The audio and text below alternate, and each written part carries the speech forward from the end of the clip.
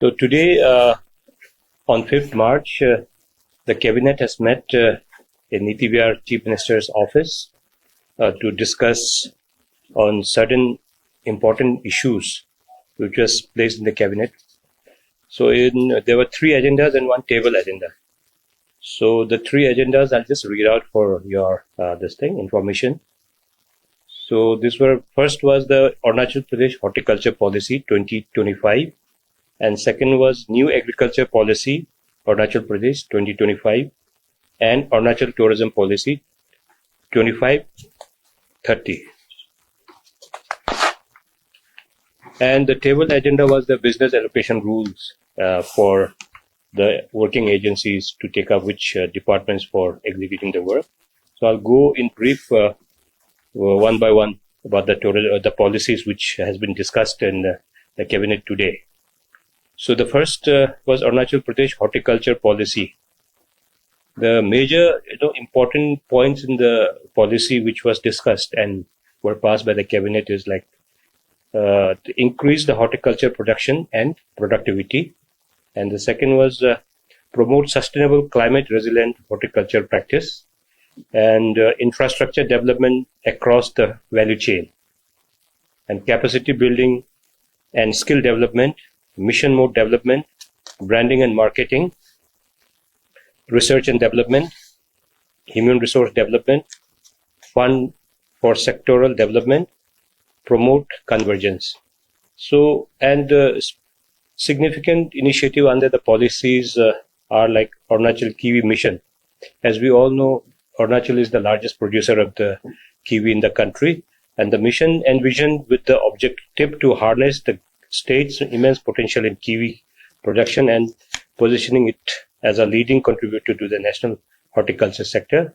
And second was the Arunachal Spice Mission. And there is a tremendous scope for cultivation of high-value spices like large cardamom, black pepper, szechuan pepper, star anise, turmeric, ginger, etc. And to harness the potential of the spice sector in this state, the Spice Mission is envisaged in the policy. And secondly, the Arunachal Aromatic and Medicinal Plant Mission. In this, to harness the untapped potential of a medicinal and aromatic plant for large-scale cultivation and supply to Ayush-based industries, the mission will also aid in conservation of biodiversity and associated traditional medicine system, because we have a lot of folk medicine in practice, and we being the part of the Himalayan range, we have very rich medicinal plants which needs to be harnessed. So in this line, the mission has been envisaged. And secondly, the empowering women. And we keep saying we need to empower women. So in this horticulture policy, the policy includes intervention for the gender inclusion and budgeting in the horticulture sector to empower women farmers by livelihood generation and nutritional security, and empowering the young farmers to attract young farmers in the adopting horticulture farming as occupation through skill development and horticulture entrepreneurship, and sustainable and climate resilient horticulture to address the challenge of climate change, climate resilient sustainable horticulture practices with focus on integrated farming system and discouraging the indiscriminate use of chemical in farming, because we all know the inorganic kind of farming has been leading cause of many kind of ailments and diseases. So the policy encourages in organic farming, so that will see to it that how the organic farming takes place in Arunachal and try to make it 100% organic state in times to come. And in the agriculture policy, there have been many important points were undertaken in the policies, like embarking on a extra expansion by land terracing and convergence of zoom land cultivation to permanent cultivation in the hilly terrain, because the age-old tradition of zoom cultivation, which is not only destroying the ecosystem, this also raised a question about the sustainable way of agriculture system. So this has been worked out in the policy, and extending irrigation facility and promoting water harvesting to the conservation, and increasing agriculture productivity by supplying certified seed planting materials, better extension services through KVKs, promoting multi-cropping techniques and adopting modern techniques. In the past, we have seen that in the name of seed, we get like very low-grade seeds, and sometimes we get certain planting materials which doesn't adhere to the climatic conditions and the location. So this will be mapped properly so that the planting materials and the seeds goes to the right place, which has got the right kind of soil condition and the climate and weather condition. And crop diversification, shifting from a traditional low value to high value crops and adopting high yielding varieties to increase the income of the farmers, and shift from labor intensive to more farm mechanized cultivation.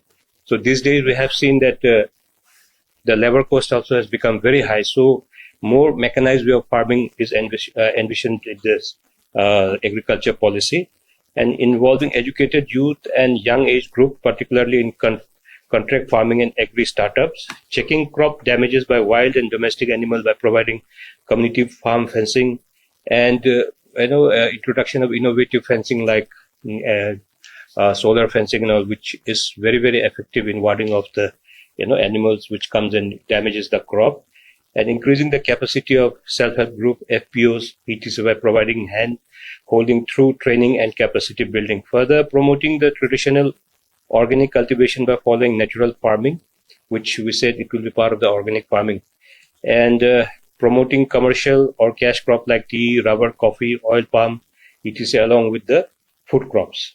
Promoting contract cultivation projects on PPP mode, inviting private investment in the state agri sector, intensifying the national mission on edible oil, both oil palm and oil seeds, and in developing farm infrastructures like storage facilities, collection center, drying and packaging facilities for value addition, because a lot of our products has got very less shelf life.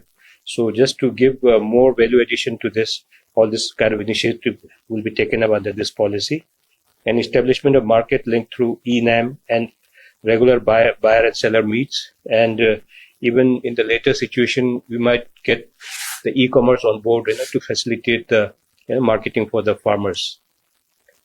And promoting concept and practice of integrated farming system amongst the farmer, training of officer and staff of the department on the modern and latest knowledge and technique of agriculture, augmenting department human resources to cope with the increasing workload, and focus on research and development activities through new R&D wing, because one of the most important thing which we have seen is the research and development. So main focus is being given for research and development in the agriculture sector to improve the productivity and more sustainable way and more healthy products, and improving the method of collecting agriculture data and its digitization, providing credit link and working capital to the farmers, adopting latest technology like using drone and artificial intelligence. And the policy shall be for the period of 2025 to 35. This policy is for 10 years. While preparing the policy, the officials have traveled to the districts for interaction, and the district level officers, KVK, PRI members from SSG, FPO, etc. The Director of Agriculture has also provided inputs and information for preparing the policy documents. The draft of the policy document was forwarded to the stakeholders, and their opinion was suggested and obtained. So this was like an inclusive kind of policy where everyone has been taken on board to understand how best we could come up with the agriculture policy to benefit each and everyone. And the last was that Arunachal Tourism Policy 2530. So this policy is for 10 years to promote tourism in Arunachal Pradesh. So the key initiatives in this policy is enhancing infrastructure and connectivity, strengthening road network, eco-friendly accommodations and digital tourism platform. And secondly, promoting niche tourism segments like ecotourism, adventure tourism, spiritual and pilgrimage circuits, farm tourism and wine tourism. And empowering local communities, encouraging homestays, handicraft, rural tourism to generate employment and boost local economies. Sustainable and responsible tourism, emphasizing eco-friendly policies, conservation, and minimizing the ecological footprint of tourism activity, and PPP and investment. Encouraging private investors in tourism, infrastructure, and adventure sports and hospitality. And the major initiatives under the policies are farm and agro-tourism, promoting farm stays, organic farming experiences, and rural tourism to showcase Arunachal's agriculture heritage. And secondly, wine tourism, development of local fruit-based wine industries like kiwi, persimmon, guava, and the collaboration with the national wine associations to promote wine tourism, because we have seen that wine tourism is a big thing abroad. If you go to all those wine growing country like France, or for that matter, even California and all those places, they make a lot of money out of the wine tourism, apart from the retailing of the wine. So we also think, since we have already 2-3 main wine producers in our state, so this could boost their productivity and sale also. And spiritual and pilgrimage tourism, establishment of Buddhist circuit linking Tawang Monastery, Kenzemani, Chumigyatse, and Parshuram Kund with national and global heritage promotion. And eco and adventure tourism, strengthening trekking, rafting, paragliding, wildlife tourism with the community participation. And lastly, development of hot water springs and wellness tourism, promoting eco-wellness retreats, traditional healing therapies, and Ayush-based naturopathy. As like I said, we already have a folk medicines in practice, traditional healing in practice. So we want to revive so that it attracts the tourism, and as well as it will contribute to the local economy, those who have been practicing all those traditional wellness system in our state. And for employment and economy, direct employment in hotels, homestay, resorts, farm stays, and tour operators, and transport and adventure tourism, and indirect employment like agriculture, handicraft, food processing, and event management, and estimated to increase the annual tourist footfall and contribute significantly to the state's revenue and livelihood generation. And we are aligning with the Atmanirbhar Bharat. The Arunachal Tourism Policy 2530 aligns with Atmanirbhar Bharat by boosting self-reliance through local skill development, training program for tour guides and hospitality professionals, entrepreneurship growth, supporting the indigenous tourism startups, and handicraft industry. These were the three policies which has been adopted in the cabinet and passed by the cabinet.